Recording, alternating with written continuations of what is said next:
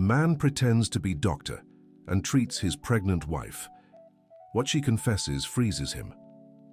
Michael Johnson adjusted the surgical mask for the 5th time as he waited in the exam room at Mercy Medical Center in Denver. His hands trembled slightly inside the borrowed latex gloves, and the white lab coat he'd gotten from his nurse friend Brandon felt too heavy on his shoulders. 8 months of marriage, and now this. Distrust running through his veins like poison. The door opened softly, and Jennifer walked in, her 8-month belly prominent under the light blue dress he'd bought her last month. She didn't recognize him, of course. The mask, borrowed glasses, and the deeper voice he forced created the perfect disguise. Michael's heart raced as she sat on the exam table, nervously running her hands through her brown hair. "Good afternoon, Mrs. Johnson," he said, glancing at the fake chart he'd prepared. "I'm Dr. Smith, filling in for Dr. Richard today." Jennifer nodded, but Michael noticed something different in her eyes, anxiety beyond the usual nerves of a doctor's visit. She fidgeted with her purse, pulling out her phone and putting it back several times, as if waiting for an important call. "How are you feeling?" he asked, struggling to keep his voice professional while studying every micro-expression on the face of the woman he loved. "Fine, doctor. Jennifer hesitated, looking down at her hands. "Actually, I've been a little anxious. I haven't been sleeping well." Michael jotted fake notes on the chart, but his mind was racing. Jennifer hadn't mentioned trouble sleeping at home. He slept beside her every night and had never noticed anything unusual. "Anxiety is normal during pregnancy," he said, applying cold gel to her belly for the ultrasound. "Any specific worries?" The silence that followed was deafening. Jennifer closed her eyes as the transducer touched her skin, and Michael saw a tear escape from the corner of her right eye. "Doctor, can I ask you something?" she finally whispered. "Of course." If a mother hid something important about the pregnancy, would that be very wrong?" Michael's hands froze over the equipment. The world around him seemed to slow as he processed Jennifer's words. Hiding something important? What kind of secret was she keeping? "It depends on what that something is," he replied, forcing his voice to stay calm and professional. Jennifer opened her eyes and looked straight at him. For a terrifying moment, Michael thought she'd recognized him, but she just took a deep breath. "My husband. He wants this baby so much, more than anything in the world. And I'm afraid if he knew..." She stopped, biting her lower lip. Panic and curiosity surged through Michael's veins. What was she about to reveal? "If he knew what?" he pressed gently. "That I lost a baby before," she whispered brokenly. 5 years ago, before I met him, it was in the 4th month, and the doctors said it might happen again." Michael's world collapsed. Jennifer had lost a baby and never told him. 5 years of silent suffering she'd carried alone, even after they married.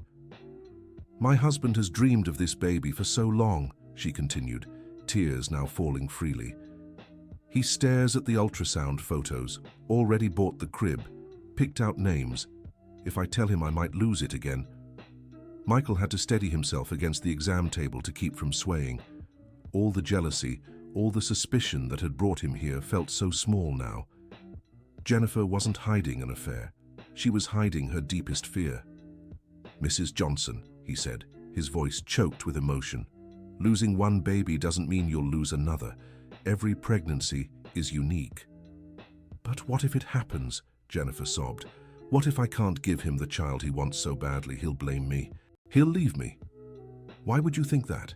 "Because I blame myself," she whispered. "Every day I blame myself.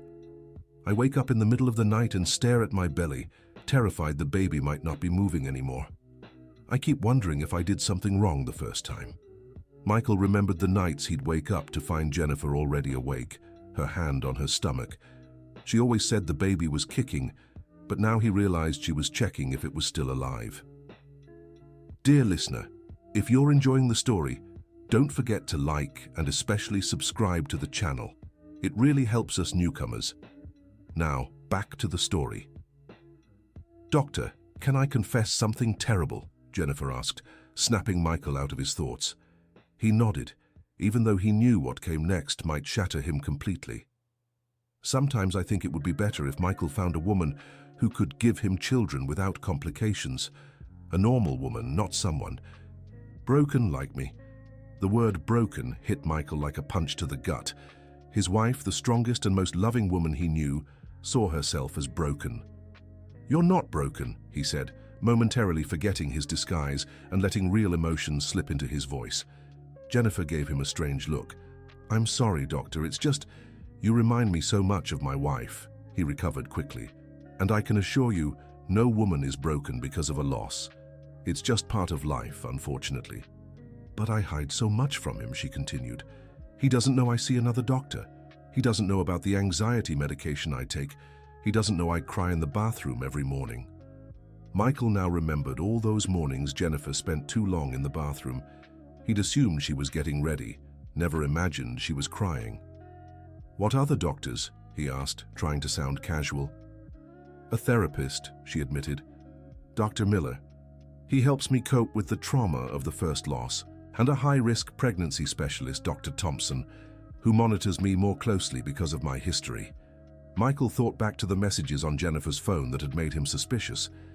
Dr. Miller and Dr. Thompson were names that appeared often, always scheduling appointments or sending medication reminders.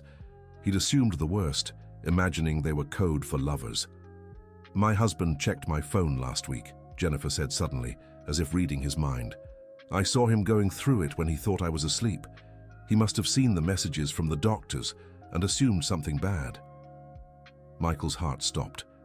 She knew he'd gone through her phone. "Does he have reason to be suspicious?"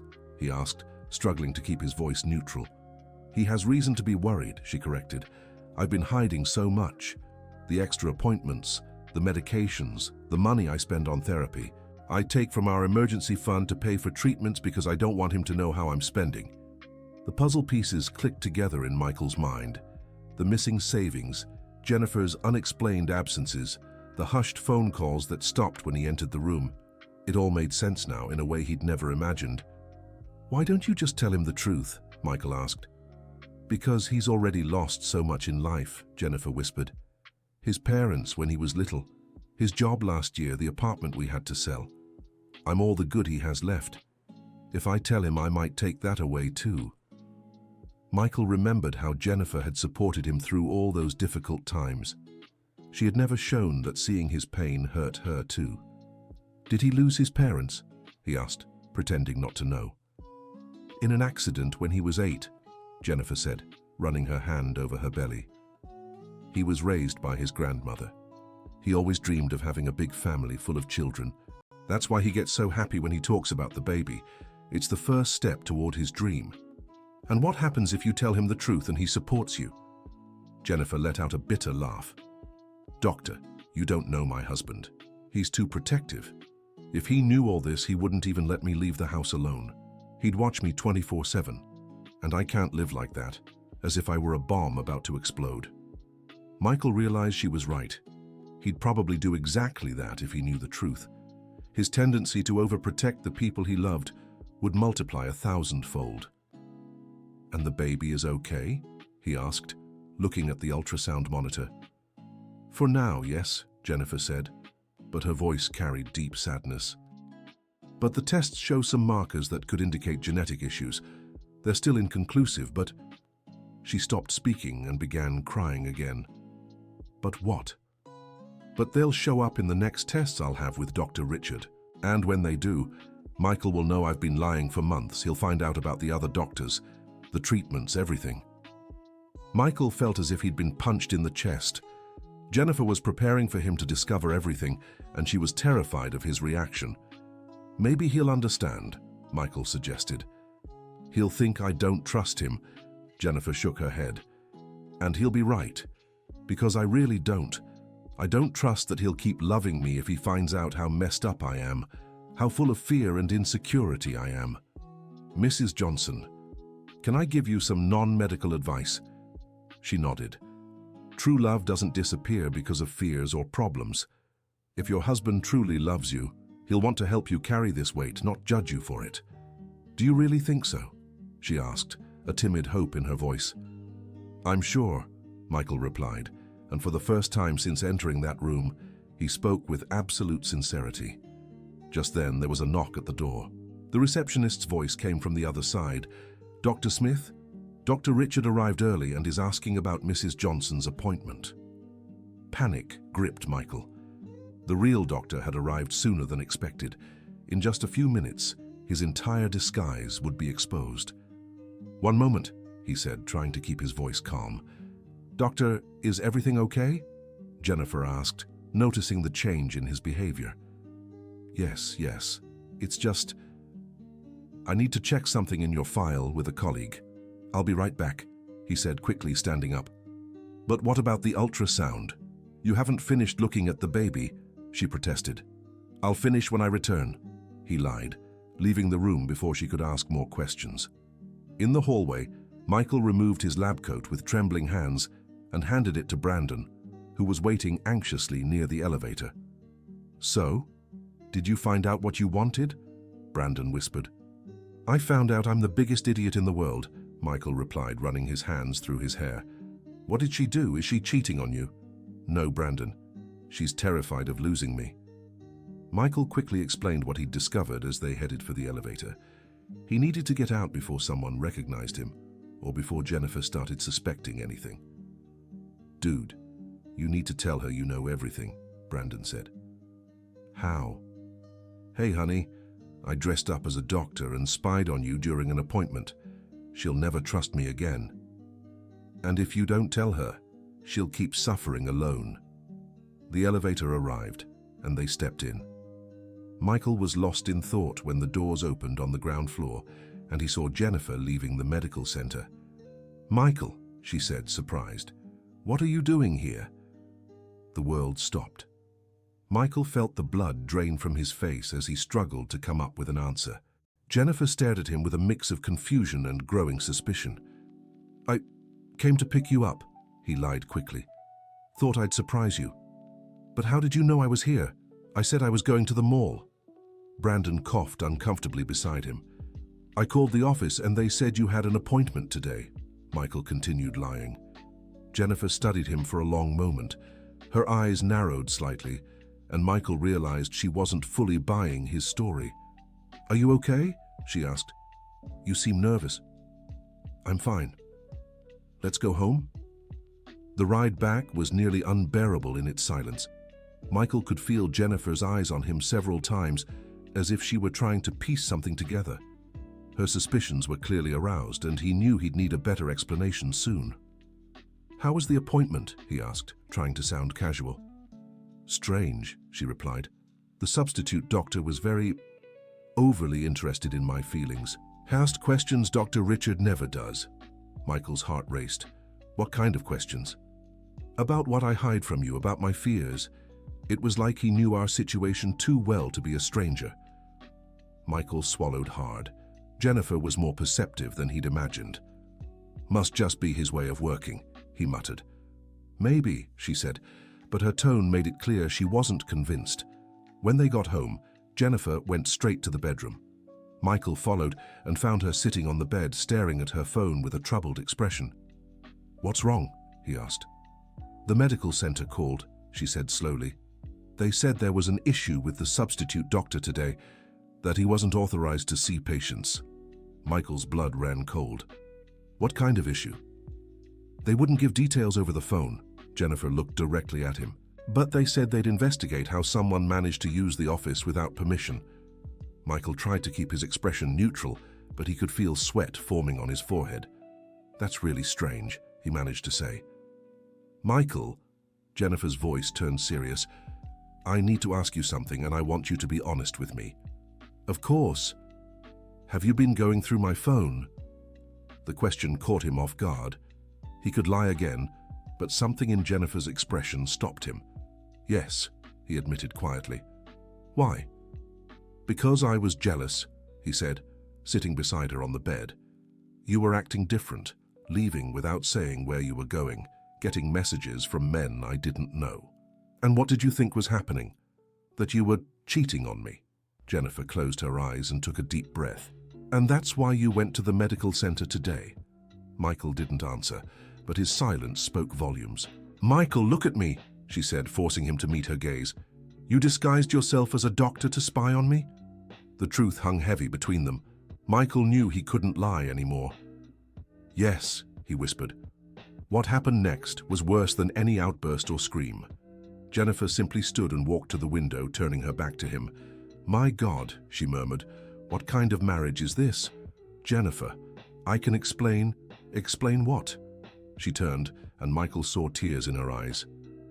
"That you have so little trust in me, you disguised yourself to spy on me, that you violated my privacy in the worst way possible. I was confused, afraid of losing you. And now you're going to lose me for real," she said, her voice heavy with sadness. "Because how can I trust someone who would do something like this?" Michael stood up and tried to approach her, but she raised her hand to stop him. "No, I need to process this. I need to understand how we got to this point. Jennifer, let me tell you what I found out. You had no right to find out anything," she finally exploded. "If I didn't tell you certain things, it was for good reasons. I know that now. Now it doesn't matter. The damage is already done." Jennifer walked out of the room, leaving Michael alone with the weight of his actions. He heard the front door slam and rushed to the window just in time to see his wife getting into the car and speeding away.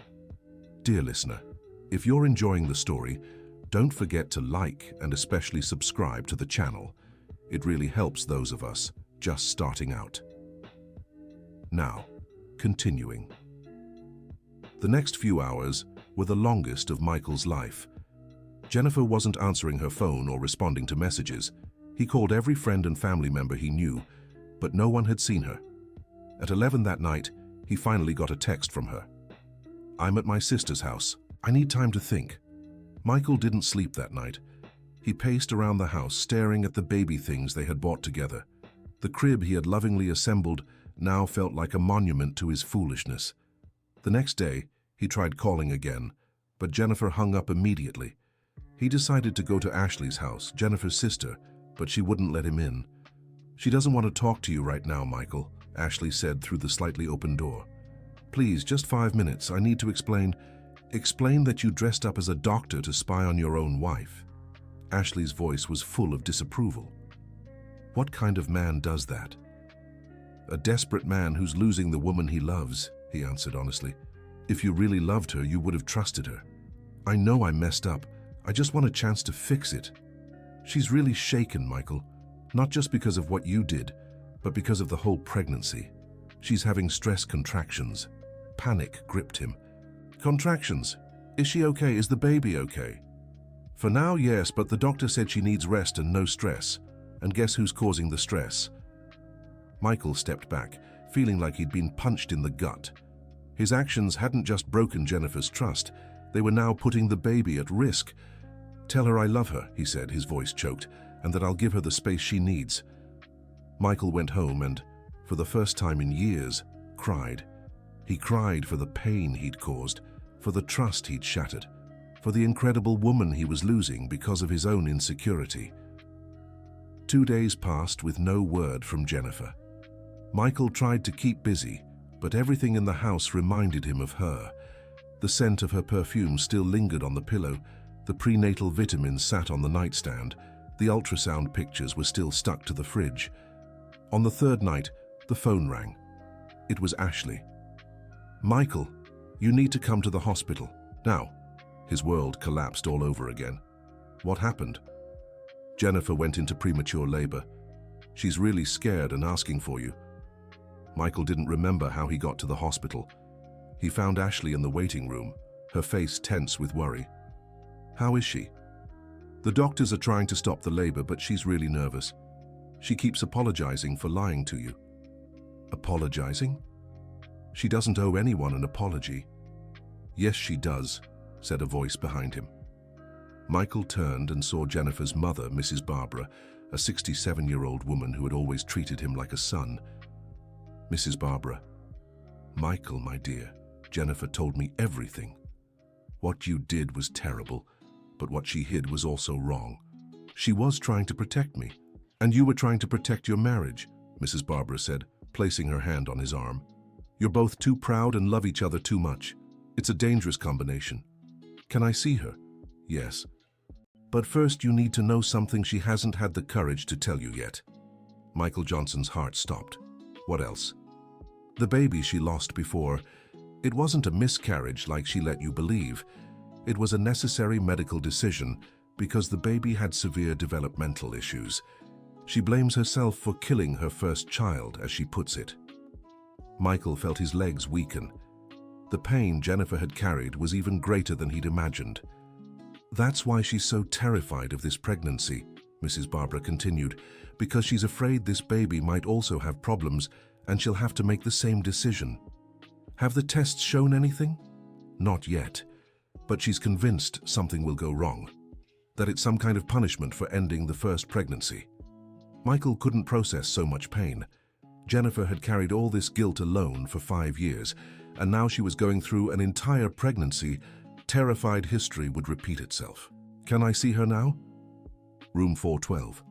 But Michael, be gentle. She's very fragile. Michael rushed up the stairs. He found the room and paused at the door, trying to steady his heart before entering. Jennifer was lying in the hospital bed, hooked to monitors displaying the baby's heartbeat. She was pale, her eyes red from crying. "Hi," he said softly. "Michael," she began quickly, her words tumbling out. "I'm so sorry. I'm sorry for lying, for hiding so much. You had every right to be suspicious. I was acting so strangely and—" "Stop," he said, moving closer to the bed. "You don't have to apologize." "Yes, I do. I'm the one who ruined everything. I'm the one who doesn't trust, who hides, who—" "Jennifer, stop talking." Michael held her hand. "I'm the one who should be apologizing here. What I did was unforgivable. You were trying to save our marriage. No, I was being an insecure idiot who chose to spy on his wife instead of talking to her." The two fell silent for a moment, listening only to the sound of the monitors. "Your mother told me about the first baby," Michael finally said. Jennifer closed her eyes, tears streaming down her face. "Now you know how terrible I am." "Now I know how strong you are," he corrected. "I can't imagine the pain of making a decision like that. Every day I wonder if I did the right thing, if I should have fought harder, tried other treatments. You did what the doctors recommended. You did what was best for both of you. But what if this baby has problems too? What if I have to go through this again?" Michael squeezed her hand tighter. "If there are problems, we'll face them together. And any decision we have to make, we'll make it together. You won't go through this alone ever again." "How can you be sure?" "Because now I know you're so much stronger and braver than I ever imagined. And I want to be worthy of that strength." At that moment, one of the monitors began beeping faster. A nurse rushed into the room. "What's happening?" Michael asked, alarmed. "Contractions are getting stronger," the nurse said, checking the equipment. "I'll call the doctor." "No, it can't be now." Jennifer gripped Michael's hand. "It's too early. I'm only 8 months along." "Calm down, love. Everything will be okay," Michael said, though his own voice trembled with fear. The doctor entered the room and examined Jennifer quickly. "We'll have to perform an emergency C-section," he announced. "The baby is in a difficult position and we can't wait any longer." "Will everything be okay?" Jennifer asked, terrified. "We'll do our best," the doctor replied. "But I need your authorization to proceed." Jennifer looked at Michael, her eyes full of fear. "What if it goes wrong again?" "It won't," Michael said, kissing her forehead. "This time, everything will be fine." "How can you be sure?" "Because I'll be here. Because this time you're not alone." Dear listener, if you're enjoying the story, don't forget to like and especially subscribe to the channel. It really helps us who are just starting out. Now, continuing. The next 2 hours were the longest of Michael's life. He stayed in the waiting room with Mrs. Barbara and Ashley, pacing back and forth as he waited for news. "Everything will be fine," Mrs. Barbara said, but Michael could tell she was just as nervous as he was. Finally, the doctor appeared at the waiting room door, still in his surgical scrubs. "Johnson family?" "Here," Michael said, standing quickly. "I have good news. Mother and baby are both well. It's a boy. He weighs 6.2 pounds and is breathing normally." The relief Michael felt was so intense, his legs nearly gave out.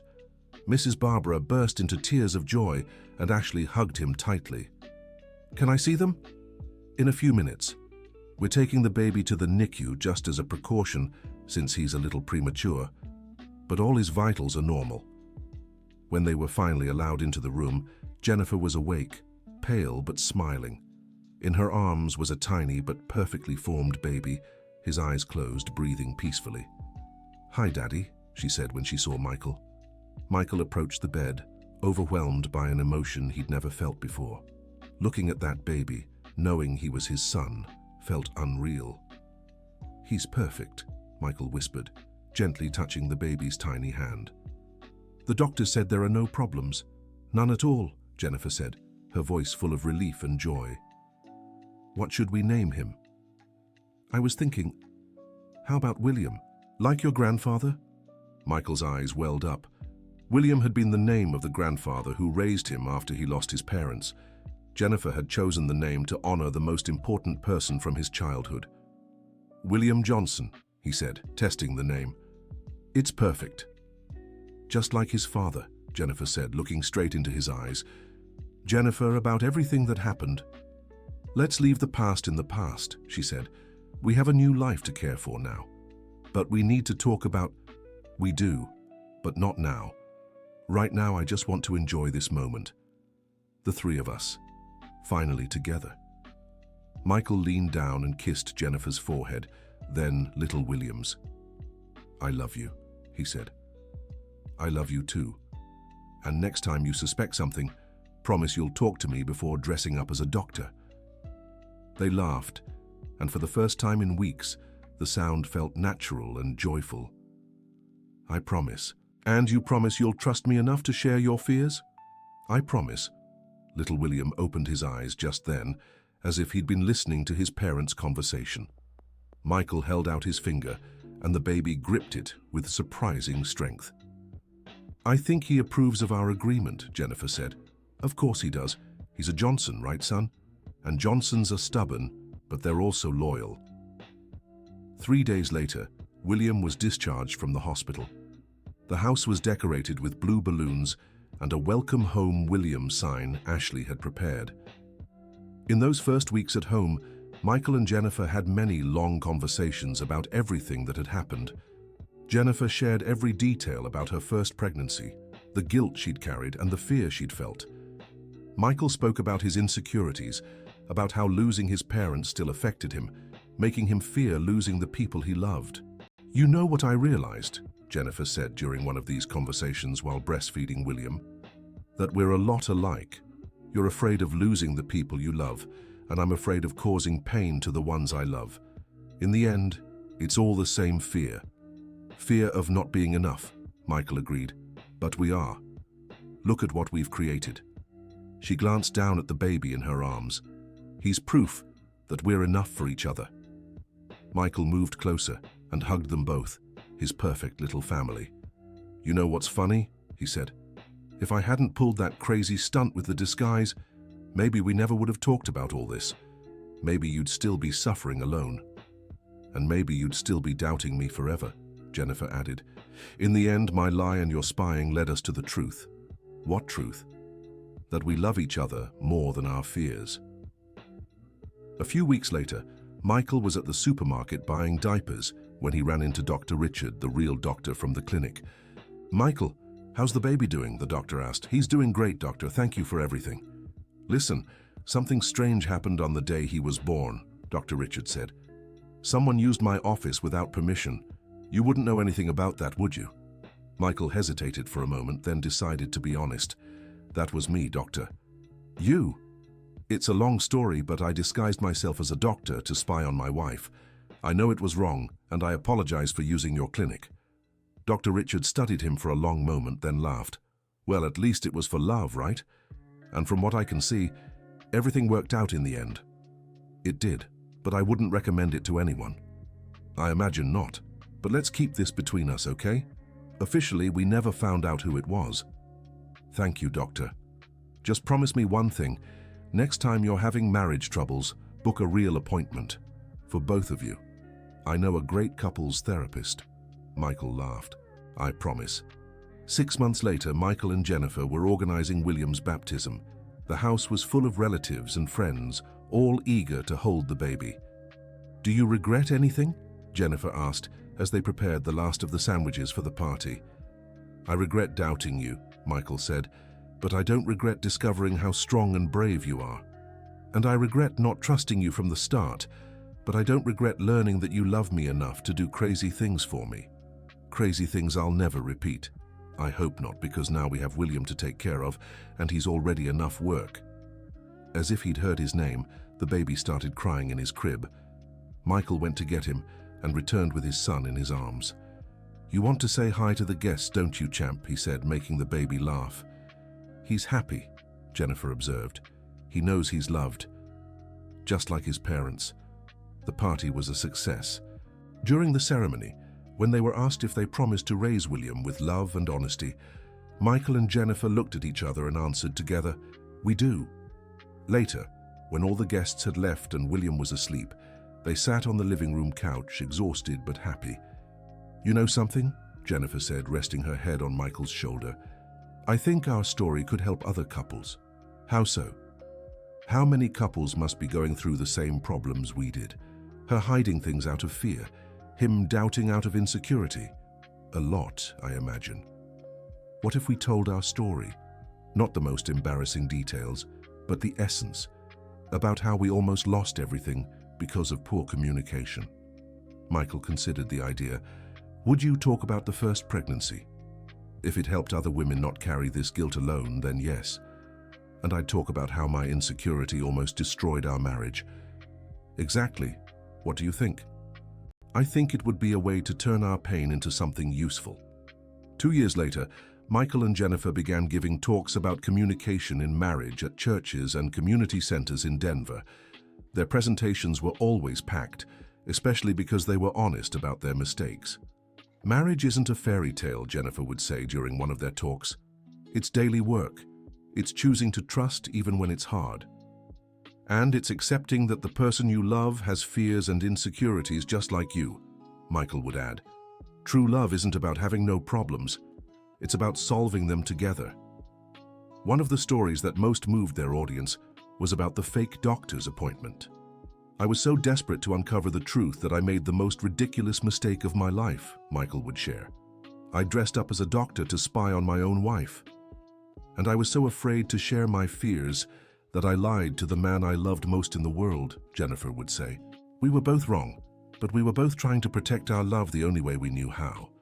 What we learned," they concluded together, "is that love doesn't need protection. Love needs honesty." Their talks became so popular that they decided to write a book, Marriage Masks: How We Almost Lost Everything Trying to Protect Ourselves. The book became a regional bestseller, and they received letters from couples all over the United States sharing how their story had helped them. One letter that touched them deeply was from a woman in Chicago. "Dear Michael and Jennifer, my husband and I were on the brink of divorce because of lies and distrust. After reading your book and watching one of your talks online, we decided to have one last honest conversation. We discovered he was hiding financial struggles out of pride, and I was hiding depression out of shame. Today, a year later, we're stronger than ever. Thank you for showing us that love survives the truth, no matter how painful it is." "It was worth it," Jennifer said after reading the letter. "All the pain we went through was worth it if we could help other couples. And to think it all started with you lying about doctor's appointments and me dressing up as a doctor," Michael said, laughing. "Love works in mysterious ways." 5 years after William's birth, they were returning from a talk when they stopped in front of Mercy Medical Center. "Want to go in?" Michael asked. "Why?" "To say thank you." "Thank you for what?" "For being the place where our family truly began, where we stopped lying to each other." They walked into the clinic hand in hand. Dr. Richard still worked there and was surprised to see them. "Michael, Jennifer, how are you?" "Very well, doctor," Jennifer said. "We came to thank you." "Thank me?" "For arriving early that day," Michael said. "If you hadn't, I might never have left the room, and the disguise would never have been discovered. And we might never have had the conversation that saved our marriage," Jennifer added. Dr. Richard laughed. Well, I'm glad I helped, even if I didn't know it. And how's little William? Growing up too fast, Michael said, and already asking if he's getting a little brother. And is he? The doctor asked. Michael and Jennifer looked at each other and smiled. We're trying, Jennifer said. But this time no secrets. This time any fear or worry, we share it right away. And no disguises, Michael added. I promise if I suspect anything, I'll just ask directly. That's good, because fake doctors aren't allowed anymore, right? Dr. Richard joked. Never again, they both laughed. When they left the clinic, the sun was setting over Denver. Michael stopped and hugged Jennifer. You know something? He said. If I could go back in time, I wouldn't change a thing. Not even that ridiculous charade. Not even, because it's what brought us here. And here is perfect. Here is our family, our truth, our love, and our future, Michael said, placing his hand on Jennifer's still flat stomach. Whatever comes, we'll face it together. Together, she agreed, and with honesty. They walked to the car, where William was waiting, asleep in his car seat. The 5-year-old had grown strong and healthy, with his father's eyes and his mother's smile. Daddy, Mommy, he said, waking as they got in the car. You took forever. Sorry, sweetheart. We were talking to the doctor who helped you be born, Jennifer said. The one Daddy pretended to be? William asked innocently. Michael and Jennifer exchanged a glance and laughed. The story of the fake doctor's visit had become a family legend, told in a way suited to the boy's age. That's the one, Michael said. And you know what he told us? What? That you're the most perfect baby ever born at his clinic. Really? William's eyes sparkled. Really? Jennifer said. Because you were born from true love, the kind of love that survives any storm. And do you still love each other? More than ever, they answered together. Then can I have a little brother? You can, Jennifer said, smiling. Actually, you already are. Michael nearly crashed the car. What? I found out yesterday, 2 months along, and this time you're the first to know, she said, laughing at the shocked look on her husband's face. Seriously? Seriously. And this time, no secrets, no lies, no disguises. Just love and honesty. Michael pulled the car over and kissed Jennifer deeply. Baby's coming, William shouted from the back seat. Baby's coming. Yes, champ, Michael said, his eyes glistening. Our family's growing a little more.